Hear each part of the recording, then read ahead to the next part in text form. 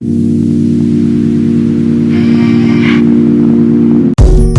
everyone, it's your girl Ebony. I'm back with another video.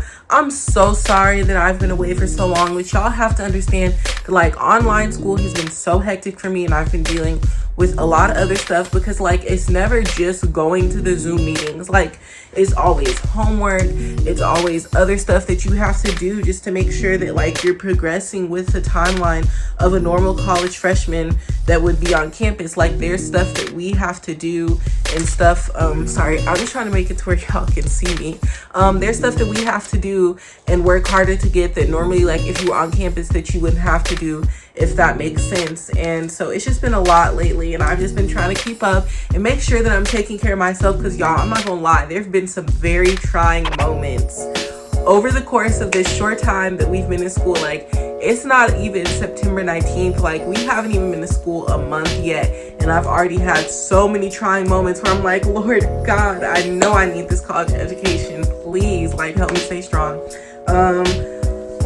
Yeah, and I just sometimes I'd be looking, I'm like, what do I do? I don't know what to do to make the situation better. And so I was thinking, and I was watching different videos, and just looking at a lot of different people's posts on social media and everything. And I was like, maybe I should do a video on how to be successful online school, because it's not even the fact that I'm bad at online school. I'm doing great. I've good grades in all my classes, and I'm keeping up. And even though we haven't even been in school a month, my teachers have been giving us a good amount of work. I'd say we're still experiencing the college workload, and I'm successful online school. It's just other parts of my life. So I figured, let me make this video and help other people who are not as fortunate and not as good in online school. So with that being said, we're just going to be going over some tips that I have written down. So if you see me looking down, I'm just looking at the list that I have. Without any further ado, let's get into those. All right, y'all, so let's get into it. You already know what we're doing today. We're talking about how to be successful in online school. So the first tip that I have is check your emails and portal daily.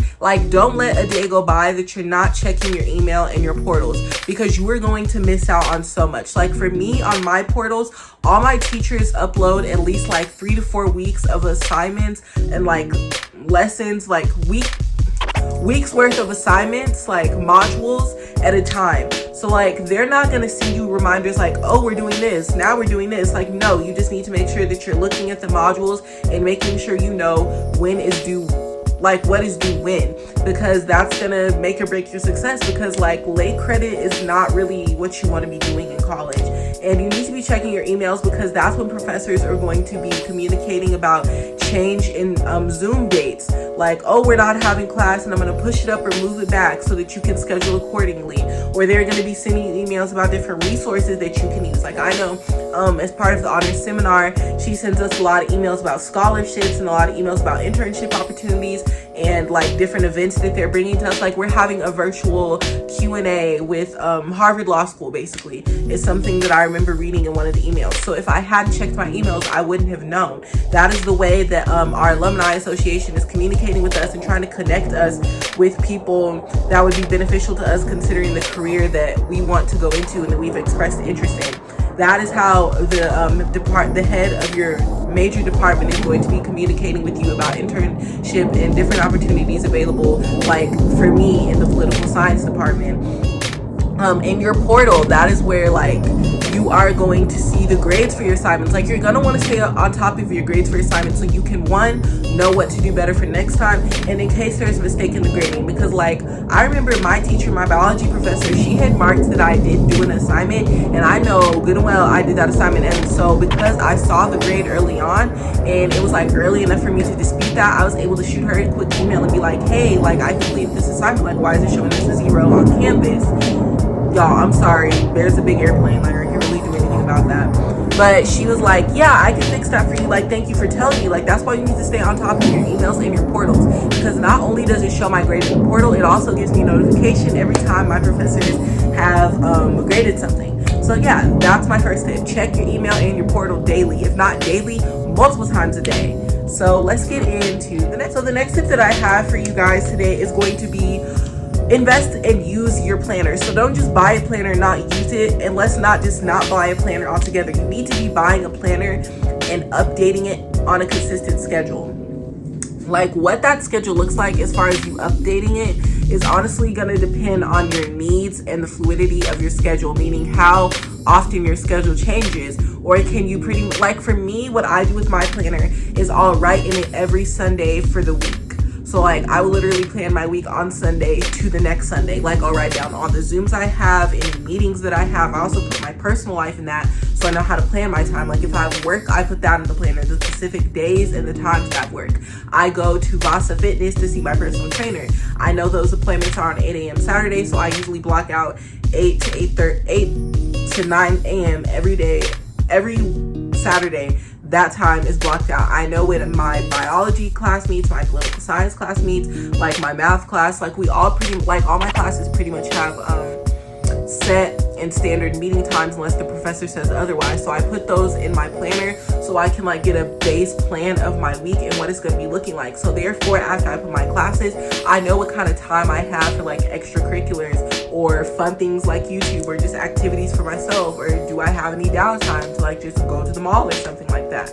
That's how I plan out when I'm going to do what assignments, so I can make sure that I'm working on assignments and level of priority and hitting all those due dates, if not on the day, a day ahead, so that I'm not trying to cram and like rush and do a whole week's worth of assignments on one day. Like that's how I plan like how much and what I'm gonna do on what days, like if that makes sense. And a planner also helps so you're not overloading yourself, because sometimes like if you don't have a planner, you can space that you have a whole week's of assignments. Like I literally last week, that was me, because I was not using my planner. That's what happened to me. I had a whole week's worth of history class assignments due on Friday, and I was trying to complete them on Friday, and like I got them done, got a pretty decent grade on them, but like they weren't up to par. They weren't something that I would usually submit. So use your planner. That's going to avoid you overbooking stuff. Like you don't want to have a meeting with your counselor and work at the same time. Like if you wrote those things down, you would know what you have when, and that avoids scheduling conflicts and all of that. So let's get into our next. So the next tip that I have for you guys is going to be find a good study buddy, like 1 to 2 study buddies. I don't really have that right now. Like basically as far as studying, what I do is I basically just like use the materials that our teacher gives us, and I utilize the group chats. Because we're online, like we rely on those group chats heavily. Like we remind each other of assignments, we like review for tests together, like we'll get on Zoom and have student-led group studies. Because like I don't know anybody personally, and like I can't personally attest to anybody's like work methods or anything like that. I just prefer like the group setting right now, and plus it's just more warm and welcoming. And so we do that, and we just get on Zoom and we study together. But usually I would say find 1 to 2 people to study with. But now, like because it's online school, I'm gonna say find 1 to 2 methods and ways in which you can study. Like for me, that's looking over my notes, that's flashcards, that's watching the Zooms that have been recorded, and that's attending any peer-led study groups or study groups that I lead for my peers in the class, and doing those as methods of review. If there is anything that your peers have gathered via Quizlet or anything on the internet, review those things. Just use any resources that you have available to you to study, because studying is going to be your friend. Because now more than ever, we have limited access to like educational and academic enrichment services like tutoring and stuff like that. So you need to use all the resources and make sure that you're really taking charge in your education and making sure that you understand the material. I know the thing of college, like my next tip first, like so you know what I'm talking about, is be accountable. The thing of college has always been take charge of your education, do for you. But now that we're online and like we're really not on campus, so do you really have access to those resources like you would on campus? No, not really. So you need to be accountable. You need to make sure that you're reaching out to your professors if you have any problems and concerns. If Canvas crashed, then you need to tell your professors. You can't just say Canvas crashed, so I'm not going to do my assignments. No, because that's not going to fly the whole semester or next semester for online, and as long as this continues. Like you need to be accountable. If you know your Canvas crashed, you need to communicate that with your professors, and you need to seek out a solution and help as soon as possible. You need to be accountable for your assignments. It's not your professor's job to remind you of when Zooms are. It's not your professor's job to just constantly be emailing you about assignments. You need to make sure that you're checking your Canvas or your assignment portal or whatever it is and staying on top of your assignments. It is not your peer's job to text the group chat. It is not your professor's job to email you. You need to make sure that when you are receiving notifications of these assignments and you are being made aware that they exist and they are due and that you need to do them, that you actually write them down and do them. Like, it is not your peer's job to do the work for you and drop it in the group chat. Like, a lack of accountability on your part is going to literally be a lack of success for you, and that is on you. Like, anything that you need, I understand these times are trying, but you have to make sure that anything you need, you are seeking out for yourself. If you need academic enrichment, make sure that you're tuning into those Zooms for the office hours. Make sure that you're watching those lectures over and over to learn how to do something. If you need extra help on a subject and you're like, dang, like, I don't have a tutor anywhere to turn to, you need to be talking to your teacher. You need to be talking to your academic advisor. Like, when I have those problems, I talk to Miss Terry Platt, and she is basically my honors academic advisor, and I tell her, listen, like, this is going wrong. I'm having trouble understanding my math class. And she'll say, okay, well, I'm gonna help you get in cahoots with your math professor, and we're gonna figure out a plan for you, and we're gonna figure out a way for you to get through this semester successfully. Like, for choir, for the longest time, I was it was saying access denied when I got on Canvas and was trying to access the course, and I had to literally call my professor and tell him and stuff and try to work out the problem. Like, you have to be accountable. Teachers aren't going to be just texting you and checking up on you, like, are you able to access everything? Is everything going okay? Like, are you understanding everything?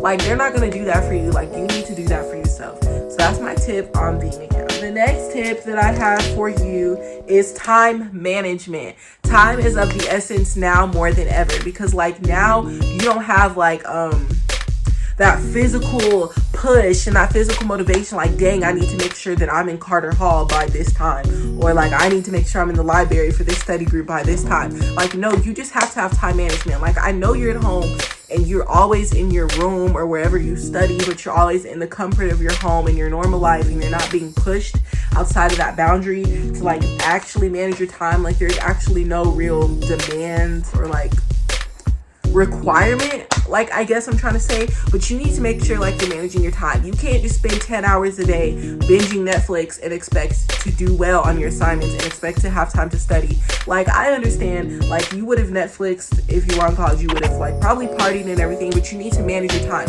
Like, you can't just spend all your time doing quarantine activities or at the mall or at work trying to put in 40 hours. Like, you need to make sure, okay, I work 30 hours a week, I'm gonna do that, and then I'm gonna devote one day to studying, and then I have my personal enrichment days on the weekend, and then I make sure that I do at least 2 to 3 assignments here and there every day.